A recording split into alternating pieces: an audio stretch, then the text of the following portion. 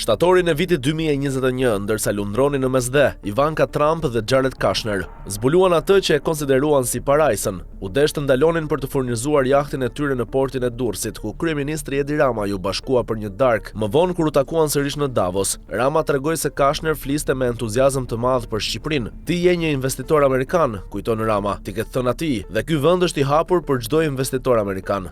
Në vitin 2024, Kushner njoftoi publikisht planet për të ndërtuar një kompleks ultra luksoz në ishullin ushtarak të Sazanit dhe në plazhet e afërta të Gjirit të Vlorës. Imazhet e postuara në Instagram shfaqnin vila moderne që shtrieshin përgjatë shpateve shkëmbore. Skicat e para të vitit 2025 skiconin më shumë se 2500 njësi banimi, një klub jahtesh për 350 super jahte, një kazino, një qendër hipizmi, një fush golfi me 18 vrima, një park ujor gjigant dhe një qendër tregtare të quajtur Citadel. Banorët vendas i mësuan këto zhvillime vetëm përmes lajmeve. Prej pothuajse 2 dekadash ata ishin të përballur me gjyqe pronësie mbi të njëjtin brez bregdetar me Artur Shehun, një biznesmen shqiptar me banim në Miami, të cilin prokurorët e kishin lidhur me krimin e organizuar. Vendasit i dërguan menjëherë një letër fondit të Kushnerit Affinity Partners, duke kërkuar pezullimin e projektit derisa gjykatat të zgjidhnin pronësinë. Nuk morën kurrë përgjigje. Në janar të këtij viti një varg makinash të zeza përshkroi fshatrat përballë Sazanit, pranë deltës së mbrojtur ekologjikisht të Vjosnartës. Ivanka po kryente një vizitë në terren, ndërsa banorët u udhëzuan të qëndronin brenda shtëpive të tyre. Në prill në plazhet e Virgjëra mbërritën kamionet e parë.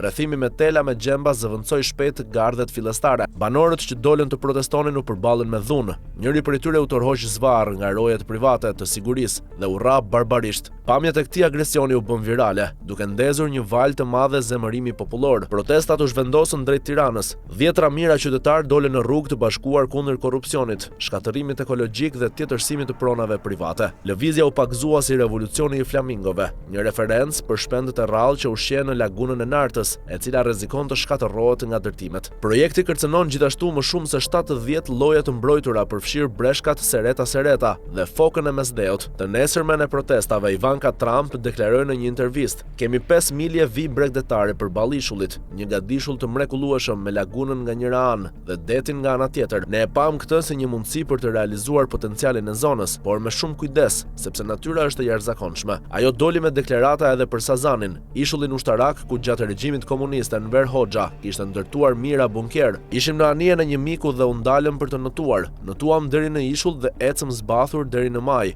Thjesht u magjepsëm nga ajo që pam. Por nëse Sazani ishte tokë shtetërore, bregdeti i Gjirit të Vlorës u ble nga privatët. Shitësi ishte Artur Shehu, i cili ja transferoi tokën për 110 milion euro, një kompani të lidhur me projektin e Kushnerit. Shehu, një ish antar i forcave speciale të viteve 90, kishte ikur në Miami në vitin 1999 pas përplasjeve të përgjakshme dhe shpëtimit nga atentatet. Sipas dokumenteve të Birnit, pronësia e Shehut bazohej në një dokument të dyshimt të periudhës osmane, të cilën pak ekspert mund ta deshifronin. Përmes dokumenteve të rreme dhe sekserve, ai kishte përvetësuar qindra hektar tokë bregdetare, duke përmbysur të drejtat e mbi 300 familjeve vendase. Kaosi me pronat në Shqipëri e ka origjinën te ligji 7501 i vitit 1991, i cili ja ndau tokën atyre që e punonin dhe jo pronarëve të vjetër të para vendosjes së regjimit komunist. Kjo krijoi mbivendosje pronash, ndërsa sistemi gjyqësor mbeti i brisht dhe i cënueshëm ndaj korrupsionit. Për shqiptarët, ardhja e Kushnerit nuk ishte thjesht një investim i huaj, por një investim amerikan. Në vitin 1991, kur sekretari i shtetit James Baker vizitoi Tiranën pas rënies së regjimit, 300.000 njerëz mbushën sheshin Skënderbej, duke e parë SBA-n si simbol të lirisë. Sot kjo marrëdhënie ka ndryshuar trajt. Nëse në vitin 1991 Amerika përfaqësonte diplomacinë dhe shtetin e së drejtës, sot përmes Kushnerit ajo përfaqëson kapitalin privat dhe tregtinë e paanshme.